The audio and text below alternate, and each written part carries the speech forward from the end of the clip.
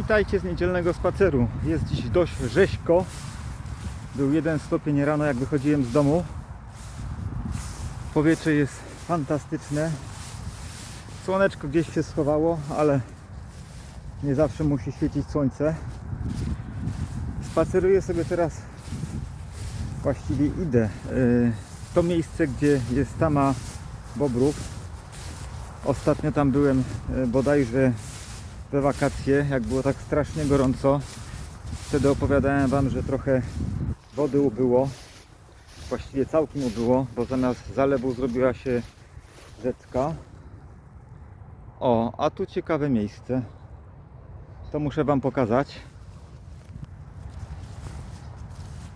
Takie dość mocno wydeptane. Ale czemu akurat w tym miejscu? Pewnie w tym miejscu dlatego, że bobry, widzę, że tu wypitoliły wszystkie młode drzewka. Ale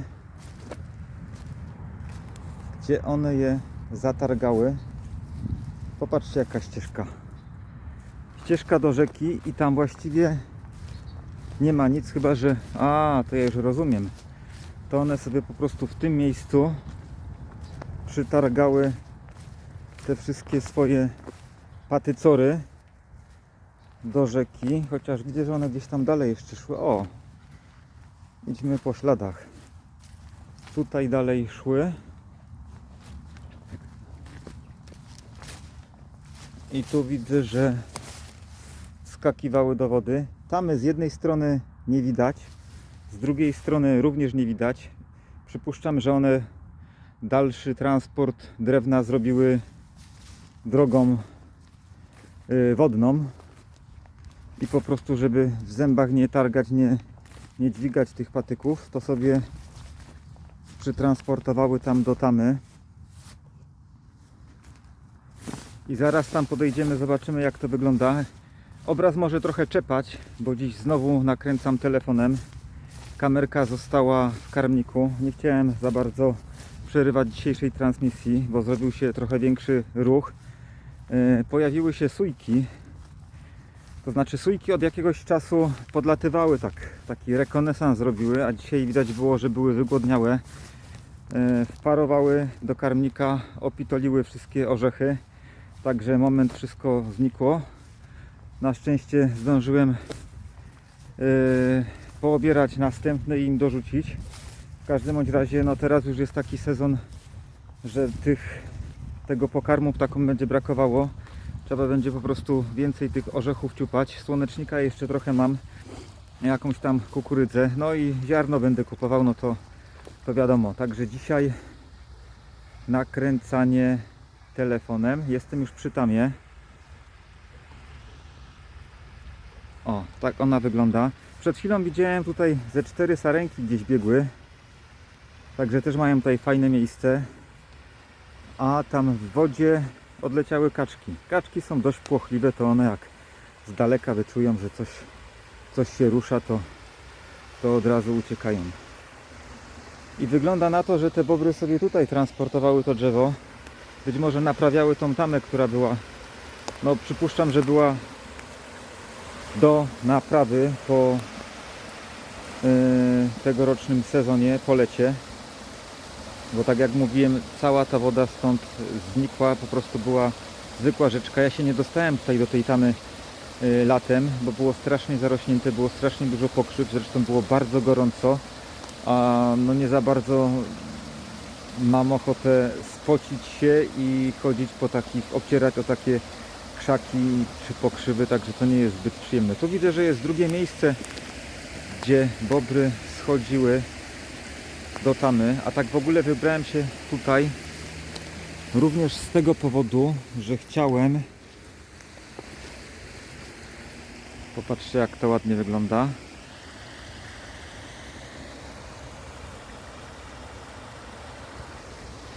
że chciałem znaleźć takie miejsce, gdzie by można było umocować fotopułapkę, tak żebym sobie mógł nagrać jakiegoś bobra w ruchu, bo szczerze mówiąc Bobra tak na żywo, na dziko to widziałem może kilka razy tak dość z daleka.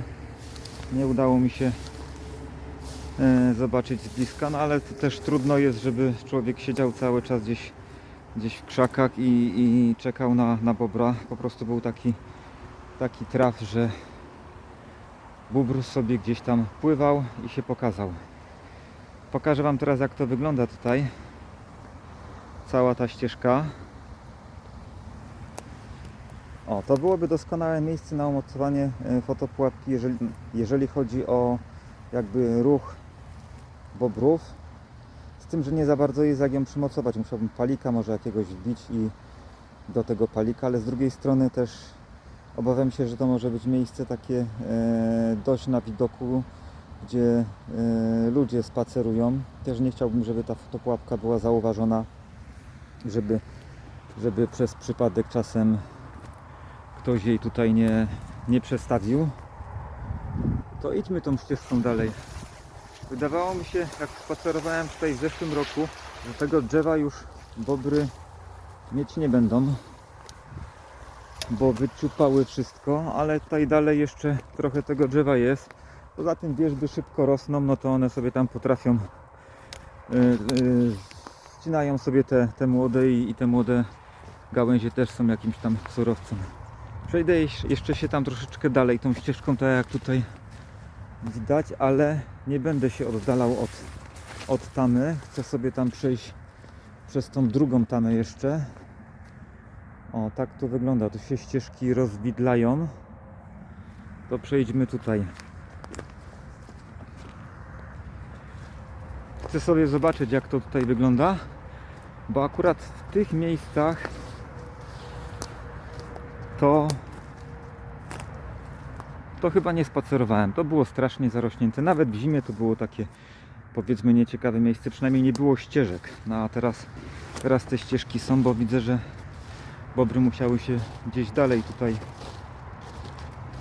przesunąć na swoje w poszukiwaniu miejsca, gdzie mogą ciupać gałęzie. No i jest tu parę wierzb, parę gałęzi poobgryzanych. Także myślę, że mają tu jeszcze sporo terenu. Teraz pójdę do tej drugiej ścieżki. Może tak naokoło mi się uda przejść, a jak nie, po prostu tylko przejdę kawałek i zobaczymy. A potem jeszcze miałem taki plan dzisiaj, żeby podejść sobie. Pokazywałem Wam na wiosnę takie wielkie drzewa, które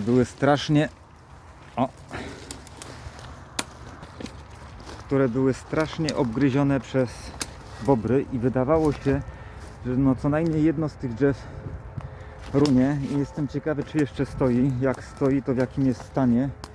No a jak leży, no to będzie widok. O, tu jest fajnie. Tu jest fajnie, bo widzę, że jest tak wyciupane. Ścieżka jakaś jest.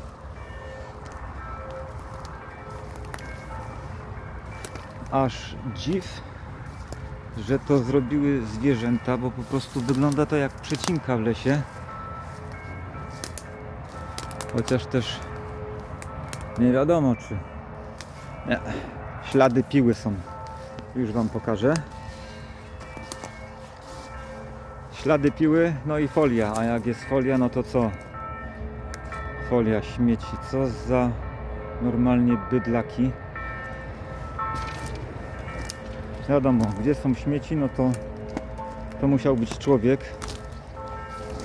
Bo przecież zwierzęta w workach śmieci nie wyrzucają. Nie wiem, czemu tu jest tak pościnane. Tak bezsensownie. No ale nic, nie oddalajmy się od tamy. Bo tam mogą być jeszcze fajne miejsca, żeby można było... Ojejku. No i jestem przy tamie. W którymś momencie mi się kamerka wyłączyła, nie wiem dlaczego, więc nie wiem gdzie się skończyło nagrywanie. No ta tama wygląda teraz tutaj bardzo słabo. Ona była taka no, dość pionowa, wyższa, no na pewno z metr wyższa była, ale chyba sobie spokojnie to odbudują. zalew z jednej strony do tej pierwszej tamy i tu jest ten, powiedzmy, duży zalew z drugiej strony. Jak bobry podreperują tamę, no to będzie jeszcze większy zalew, bo tej wody będzie, ta woda się rozleje tam troszeczkę bardziej, bo akurat jest tak na równi z brzegiem tutaj po prawej stronie, więc tej wody będzie na pewno dużo. I tu jest taki dość spory kawałek. Spróbuję się jeszcze dalej wychylić. Mam nadzieję, że nie wpadnę. Tu jest taki dość spory kawałek, dość długi, właśnie po to, żeby ten łabędź mógł sobie wylądować lub wystartować, bo taki ciężki ptak potrzebuje sporo miejsca na wystartowanie. Na wylądowanie może nie, bo jak skoczy do wody, no to zaraz hamuje, ale do startu to potrzebuje sporo miejsca. Dobra, wychodzę stąd. I tam dalej to pewnie już nie będzie nic ciekawego, więc pewnie dopiero zacznę nagrywać, jak będę przy tych wielkich drzewach obgryzionych. Zobaczymy, w jakim one są stanie i czy w ogóle są wszystkie. Pokażę Wam jeszcze, jak tutaj z góry wygląda, bo tam te bagna chyba się nie dostanę, to może z tej strony.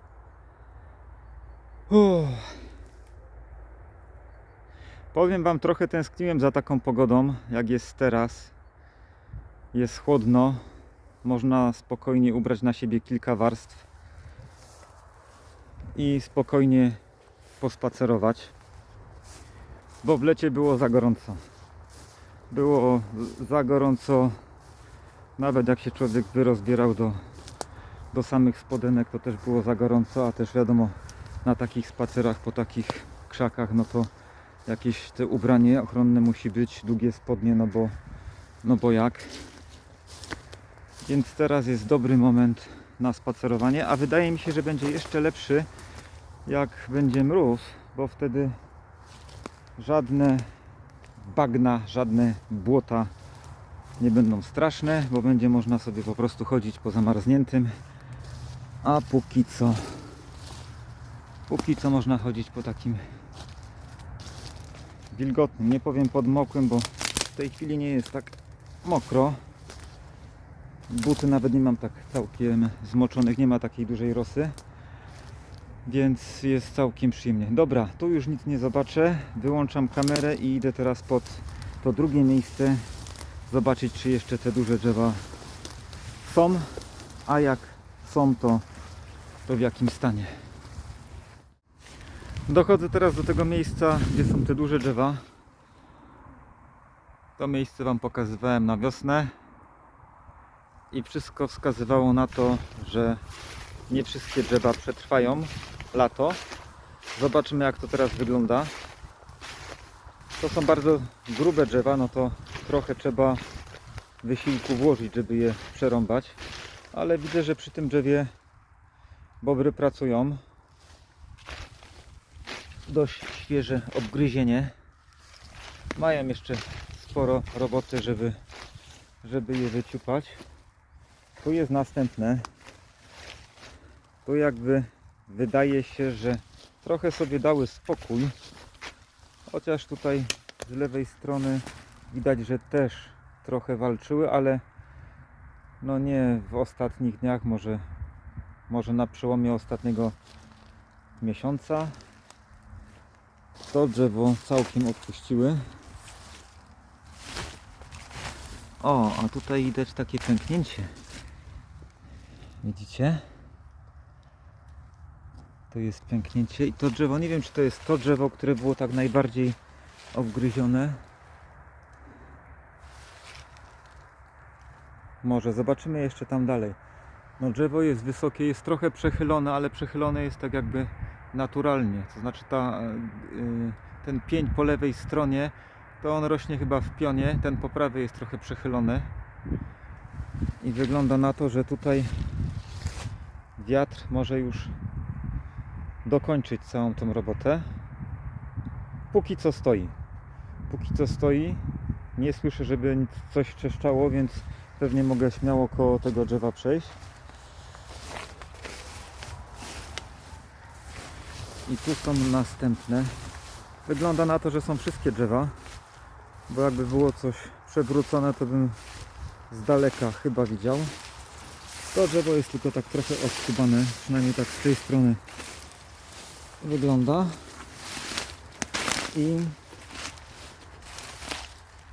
I tutaj nic się w ostatnim czasie nie dobierało do tego drzewa. I tu jest następne obskubane. Ciekawe jest to, że tutaj tutaj w pobliżu nie ma tamy. Tama jest dopiero gdzieś tam w tamtą stronę jakieś, nie wiem, 200-300 metrów. A tutaj nie ma nic. Też niby są jakieś w miarę świeże ślady, że tam bóbr próbował wbić zęby. Ale może to jest za twardy dla niego. Tu jest kolejne. Przejdę sobie lewą stroną. Następne, no to kora jest oskubana. Też jakieś ślady stare.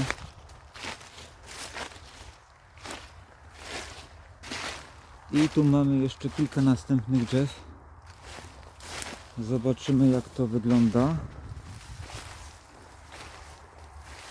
Też widzę, że jest kora oskubana.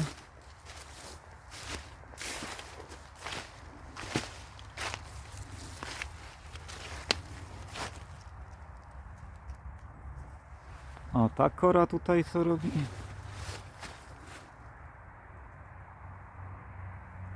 Spadła z gałęzi. Nie wiem, czy sama, czy została obskubana. Tu następne drzewo widać, że jest całe, przynajmniej z tej strony. Ojejku! Ale dostałem w oko. No właśnie, uważaj, Paweł.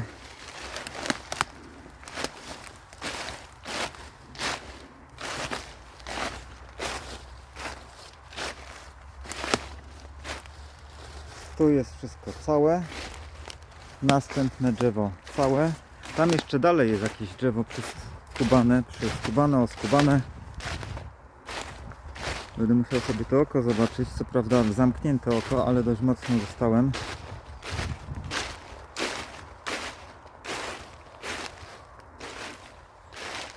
I są jakieś stare ślady. Tam przy jednym drzewie jest jakiś trochę świeży ślad, to jeszcze tam zobaczę.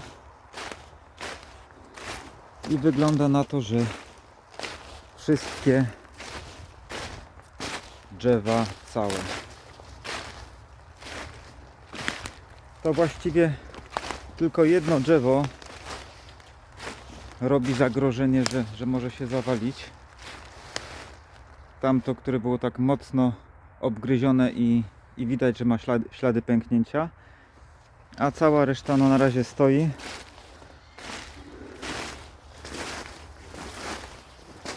I widzę, że liście jeszcze jakieś są na tych drzewach, także jeszcze żyją. Patrzę teraz na swoje oko. Jest ok. To by było tyle jeżeli chodzi o tą moją podróż tutaj, jeżeli chodzi o bobry. Zastanawiam się teraz, którędy wrócić.